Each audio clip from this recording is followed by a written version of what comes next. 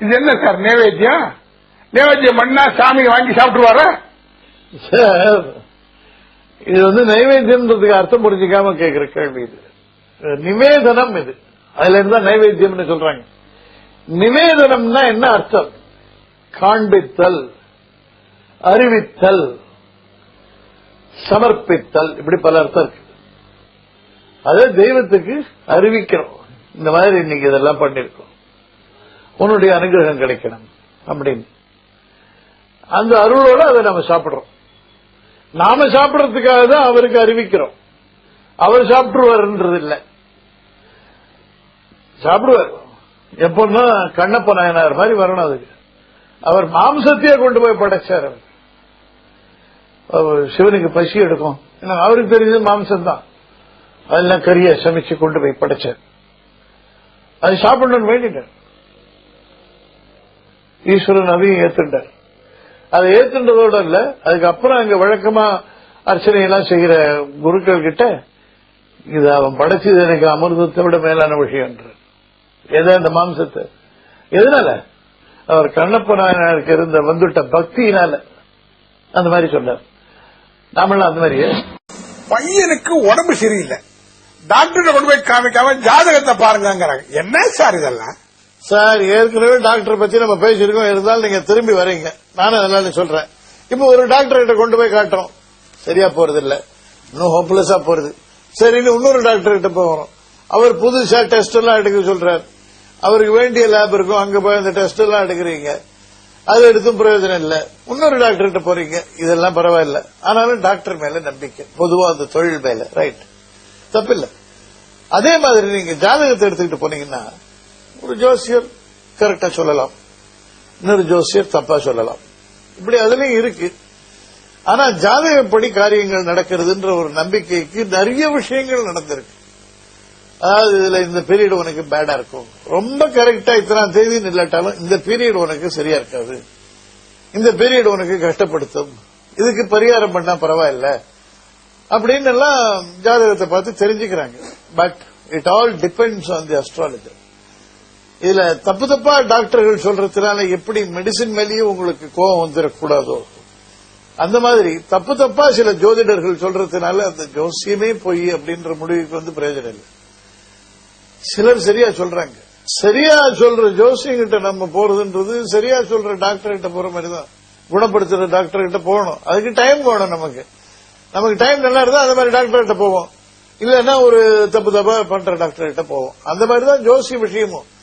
நமக்கு டைம் நேரம் நல்லா இருந்ததுன்னா கரெக்டான ஜோசியம் கிட்ட போவோம், அவன் கரெக்டா சொல்லுவான். அதை பார்த்து நம்ம என்ன பரிகாரம் பண்ணுவோம், இல்ல ஜாகிரதையா இருக்கணுமோ இருந்துப்போம். அதனால ஜாதகமே பொய்ன்னு வர்றது ஏன்னா, நிறைய பேர் இதை கமர்ஷியலைஸ் பண்ணிட்டாங்க. சும்மா வேணா ஒரு கேள்விக்கு 50 ரூபாய், ஒரு இதுக்கு 100 ரூபாய், 1 hour கன்சல்டேஷனுக்கு இவ்வளோ, அப்படி இப்படின்னு போட்டு போட்டு பத்திரிகையில விளம்பரம் பண்ணி அதெல்லாம் போட்டு டிவியில இதை ஒரு ஃபுல்லி கமர்ஷியல் திங் ஆக்கிட்டாங்க. அதனால அது நிறைய தப்பு வருது. அதே மாதிரிதான் டாக்டர் தொழில் ஆகிப்போச்சு. ஃபுல்லி கமர்ஷியலைஸ் பண்ண ஹாஸ்பிட்டலுக்கு நீங்க போனீங்கன்னா என்ன ஆகுது? சில இடங்கள்ல, எல்லா இடத்துலயும் இல்ல, சில இடங்கள்ல அவங்க ஒரு மிஷின் வச்சிருப்பாங்க. அந்த மிஷினுக்கு வேலை கம்மியா இருந்ததுன்னா உங்களுக்கு கூப்பிட்டு அந்த டெஸ்ட் பண்ணுவோம். உங்களுக்கு ஒண்ணுமே சரியா இருக்காது, ஏதோ ஒன்னும் எல்லாம் சரியா இருக்கும்னு வச்சுக்கோங்க. ஆனா உங்களை கூப்பிட்டு ஒரு பிரெயின் ஸ்கேன் பண்ணுவான். நீங்க ஏதோ ஒரு வலின்னு போனீங்கன்னா பிரெயின் ஸ்கேன் பண்ணிடலான்னு. அந்த மாதிரி ஏன்னா அந்த ஸ்கேனிங் மிஷினுக்கு வேலை இல்லை, அதுல இருந்து வருமானம் வரமாட்டேங்கிறது. சோ வரவனுக்கெல்லாம் ஒரு 10 பேருக்கு பிரெயின் ஸ்கேன் பண்ணேன். அப்ப அவன் சொல்றதெல்லாம் தப்பு தூரமா போறது. அதே மாதிரிதான் ஜோசியர்களும் கமர்ஷியலைஸ் பண்ணதுனால நிறைய தப்புகள் நடக்குது. அப்படி இல்லாம ஒழுங்கா சொல்றவங்க இருக்காங்க. கரெக்டா இத சொல்லி நானே நிறைய பார்த்திருக்கேன். எல்லாருக்கும் அந்த அனுபவம் இருக்கு. சில பத்திரிகைகள்ல வர ஜோசியங்கள் கூட கரெக்டா பலிக்கிறது. ஆனா அதுக்குன்னு ராசி பலன் சொல்றேன்னு பத்திரிகைகள்ல போடுறாங்க. கோடிக்கணக்கான பேர் ஒரு ராசியில இருப்பான், அத்தனைக்கும் ஒரு வாரம் ஒரே மாதிரி இருக்காது. இருந்தாலும் பத்திரிகைகள் அது வருது, எல்லாரும் நம்புறாங்க. இந்த கமர்ஷியலைசேஷன்னாலதான் அது கெட்ட பேர் வருது ஒழிய, as a field of study astrology தப்பில்லைன்னு தான் என்னுடைய அபிப்பிராயம். என்ன சார் இது? இந்த அம்மாக்கா அவ போய் வேண்டிக்க போறாரு கடவுள்கிட்ட, கடவுள் செஞ்சிருவாரா சார்? இப்ப நீங்க இருக்கீங்க, உங்களுக்கு கவர்மெண்ட்ல யாரோ எல்லாம் தெரியும். நான் எனக்கு ஒரு காரியம் உங்ககிட்ட சொல்றேன் சார், கொஞ்சம் அங்க சொல்லி இதை பண்ணி கொடுக்க சார். நீங்க போய் யாரோ ஒரு அதிகாரி கிட்ட பேசுறீங்க, அவர் வந்து செய்வார செஞ்சிருவார். ஏன்? அவர் என் ஃப்ரெண்டு. அங்கதான் இருக்குது விஷயம். ஃப்ரெண்டு, கடவுளும் ஃப்ரெண்டு தான் சார். மற்ற மதத்தில எல்லாம் கடவுள் டோட்டலி இன்அக்சசிபிள், எங்கேயோ இருப்பான். நம்மளதுல அப்படி இல்ல சார். ஃப்ரெண்டுக்கு ஃப்ரெண்டு, குருவுக்கு குரு, ஆசிரியனுக்கு ஆசிரியன், சர்வெண்டா கூட வருவான் கடவுள். சர்வெண்டா கூட இருப்பான், காதலனா இருப்பான். எனிதிங், எனி ஃபார்ம் கடவுளை பார்க்கலாம் நீங்க. அப்படின்றதுதான் இந்து மதம். எல்லாத்துக்கும் தேவை என்ன? உண்மையான பக்தி. கடவுளை நம்ம ரொம்ப நெருங்கினவனா தான் பார்க்கிறோம். அதனாலதான் கடவுளுக்கு கல்யாண உற்சவம், கடவுளுக்கு தாலாட்டு, கடவுளுக்கு ஊஞ்சல். ஏன்? பிகாஸ் குழந்தையா பார்க்கிறோம், அவனை ஒரு கல்யாணம் பண்ணிக்கிற பிரம்மச்சாரியா பார்க்கிறோம். எப்படி வேணாலும் பார்க்கலாம். நமக்காக கடவுள் எப்படி வேண்டுமானாலும் காட்சி தருவார். ப்ரொவைடட் உங்க மனசுல சுத்தம் இருக்கணும், பக்தி இருக்கணும். இது இந்து மத நம்பிக்கை. மற்ற மதத்துல இருந்து இதுக்கு ரொம்ப வேறுபாடு உண்டு. கடவுளை வந்து எங்கேயோ வச்சு நம்ம பார்க்கல. நம்ம புராணங்கள் எல்லாம் பாத்தீங்கன்னா நல்ல இது கடவுள் நேரவே வந்து நடமாடினார் பல பேர் நடுவுல. அது மாதிரி இப்ப கூட இருக்கலாம், நமக்கு தெரியாது அவர் கடவுள். பிகாஸ் நம்ம அஞ்ஞானம். ஒரு சயின்டிஸ்ட் வரார், பிரமாதமான சயின்டிஸ்ட். நான் அவர்கிட்ட மரியாதை காட்ட மாட்டேன். என்ன, எனக்கு தெரியாது அவருடைய ஞானம் என்ன, அவருடைய அறிவு என்னன்னு. அதே இன்னொரு சயின்டிஸ்ட் பார்த்தாலும், சார் வாங்க, எவ்வளவு பெரிய ஆளு இங்க வந்துட்டீங்க, வாங்க சார் வாங்க சார். ஏன்? அவனுக்கு தெரியும், அவன்கிட்ட அந்த ஞானம், அதுக்கு வேண்டிய அறிவு அவனுக்கு இருக்கு, எனக்கு இல்ல. அதனால யாராவத்தான் அப்படின்னு அலட்சியமா இருக்கு. அந்த மாதிரிதான் இதெல்லாம். சன்னியாசியா போறேங்கிறான், அது எதுக்கு அம்மாட்ட பர்மிஷன்? அந்த அம்மா ஆதிசங்கரங்க என்ன சார் இதெல்லாம்? சார், சன்னியாசம்ன்றது ஒரு பெரிய நிலை இந்து தர்மத்துல. அதுக்கு நிறைய ரூல்ஸ் இருக்கு, எல்லாத்துக்குமே ரூல்ஸ் இருக்கு. ஆனா ரூல்ஸ் எக்ஸப்ஷன்ஸும் உண்டு, அது மாதிரி இதுலயும் உண்டு.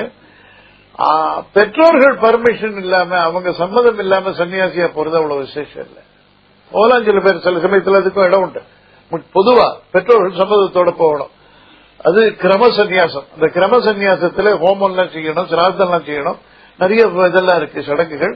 அதையெல்லாம் செய்து ஒரு குரு சன்னியாசம் கொடுக்கணும், அவர் வழியா சன்னியாசத்தை பெற்றுக்கொள்ளணும். அது கிரம சன்னியாசம். அது ஆதிசங்கருக்கு அதுக்கெல்லாம் டைம் இல்லை. ஏன்னா அம்மா வந்து பர்மிஷனே கொடுக்காம இருந்தாங்க அவருக்கு. அம்மா பர்மிஷன் அது அவசியம். அம்மா பர்மிஷனே கொடுக்கல. அதனால இவர் என்ன பண்ணாரு, இதுக்கு சமயம் பார்த்துட்டு இருந்தாரு, போனா அது சன்னியாசி ஆயிடணும் அம்மாவையும் கன்வின்ஸ் பண்ணின்னு. அந்த சமயத்துல ஒரு ஆற்றுல 2 பேருமே நீராடிட்டு இருந்தாங்க. அப்போ இவர் காலை முதல்ல பிடிச்சது. அந்த முதல்ல ஏன் பிடிச்சதுன்னா, அது ஒரு கந்தர்வன்.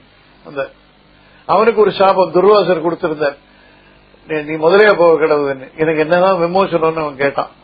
அதுக்கு அவர் சொன்னார், பரமசிவன் காலை பிடிச்சியானா, அவருக்கு போய் காலை பிடிச்சியானா உனக்கு இதுல இருந்து நீ விடுபடலாம். பரமசிவன் எங்க நான் தேடிட்டு போறது முதலையான்னு கேட்டான். கவலைப்படாது, அவரே வருவார் உங்ககிட்ட. அதுதான் சங்கரர், பரமசிவனுடைய அவதாரம். அதனால அவர் காலை அவன் பிடிச்ச உடனே முதல்ல இவர் சொன்னார், அம்மா கிட்ட, அம்மா முதல்ல என் காலை பிடிச்சிருச்சு, நான் இங்க இது ஒரு துர்மரணம், நேரிட போறது எனக்கு. இந்த சமயத்துல நீ நான் சன்னியாசியா போறதுக்கு ஒத்துண்டியானால் நான் இங்கே எப்பயும் சன்னியாசி வாங்கிப்பேன். அப்படி நான் சன்னியாசி ஆயிட்டேன்னா எனக்கு இன்னொரு பொறுப்பு. அதனால இந்த மின் பொறுப்புல பிடிச்ச முதல்ல என்ன விட்டுரும். நீ என்ன சொல்ற? இல்லன்னா நான் சாக போறேன். வேற வழி இல்லாம அந்த அம்மா ஒத்துக்கிறேன். இப்ப முதல்ல கிட்ட இருந்து விடுபட்டா போறோம்ன்றதுனால அதுக்கு பேர் அதி ஆத்துர சன்னியாசம். கிரம சன்னியாசம்னு சொன்னேன், ஆபத் சன்னியாசம்னு ஒண்ணு சொல்லுவாங்க. அப்புறம் அதி ஆத்துர சன்னியாசம். ஆத்துர சன்னியாசம்ன்றது கொஞ்சம் அவசரத்துல பண்ணிக்கிறது, குரு குரு எல்லாம் கிடையாது. அதி ஆத்துர சன்னியாசம் ஆபத் சன்னியாசம். அதுல வந்து பல சடங்குகளும் தேவையில்லை. ஆனா பிரைஷ மந்திரம்னு ஒண்ணு இருக்கு, அது சன்னியாசி கண்டிப்பா சொல்லி ஆகணும். பிரைஷ மந்திரம்னா அது மெயினா அதுல என்ன கான்செப்ட்னா, என்னால ஒருத்தருக்கும் ஒரு பயமும் வரக்கூடாது, அப்படி இருக்கணும் லைஃப் அப்படின்ற விரதம். சன்னியாசிக்கு அதுதான் ரொம்ப முக்கியம். அது வாங்கிக்கிறார் அவர். சங்கரர் சன்னியாசியா போறார். மதுவருக்கும் இதே மாதிரி ஒண்ணு நடந்திருக்கு. அவருக்கு அப்பா அம்மா சம்மதிக்கல. இவர் மடத்துல போய் உட்காந்துக்கிறார் ஒரு மடத்துல. அங்க வந்துடுறாங்க அப்பா அம்மா. மத்வாச்சாரியார், அவர் வாசுதேவன்ற பேர்ல இருந்தார். அங்க வந்து அவர்கிட்ட சன்னியாசியா போகாதுன்ற, இல்ல நான் தீர்மானம் பண்ணிட்டேன், நீங்க எனக்கு பர்மிஷன் கொடுத்துதான் ஆகணும்ன்றார். அவங்க ஒத்துக்கல. அப்ப அந்த அப்பா என்ன பண்றார், அவர் வாசுதேவன் தன் பிள்ளைய அப்படியே சுத்தி வந்து பிரதட்சணம் பண்ணி அவர் காலில் விழுந்துடுறார். அப்பா சன்னியாசியா போகாதேன்னு. அவர் சிரிக்கிறார். நீங்க சன்னியாசியா போகாதுன்னு சொல்றீங்க, ஆனா ஏற்கனவே என்ன சன்னியாசி ஆக்கிட்டீங்க. நான் என்ன உன்னை சன்னியாசி ஆக்கினேன்? என்ன நமஸ்காரம் பண்ணீங்களா? அப்பா பிள்ளைய நமஸ்காரம் பண்றதுன்றது பிள்ளை சன்னியாசியா இருந்தா தானே நடக்கும். குரு சிஷ்யனை நமஸ்காரம் பண்றதோ, ஒரு பெரியவர் ஒரு சின்னவரை நமஸ்காரம் பண்றதோ, பெற்ற தகப்பன் தன் பிள்ளைய நமஸ்காரம் பண்றதோ அவன் சன்னியாசியா இருந்தாதான் நடக்கும். நீ என்ன சன்னியாசி ஆக்கிவிட்ட நமஸ்காரம் பண்ணி அப்படின்றார் இவர். அதுக்கப்புறம் பேசி சரி இன்னொரு பிள்ளை பிறந்த உடனே நான் சன்னியாசியாரேன்னு அப்படி சன்னியாசியானார் அவர். சன்னியாசத்துல யாரா இருந்தாலும் சன்னியாசியை வணங்க வேண்டியதுதான். பெத்த தகப்பனா இருந்தாலும் சன்னியாசியை நமஸ்காரம் பண்ணணும். ஆனால் அம்மாவுக்கு மட்டும் சன்னியாசி நமஸ்காரம் பண்ணுவார், வேற யாருக்கும் பண்ண மாட்டேன். அந்த மாதிரி அந்த ரெஃபரன்ஸ் வருது இல்லை இந்த ஆதிசங்கரர் இந்த சன்னியாசம். இந்து மதம் வாட்ஸ்அப் குழுவில் இணைய 9789 374 109 என்ற எண்ணிற்கு உங்கள் வாட்ஸ்அப் மூலம் ரிக்வெஸ்ட் அனுப்பவும்.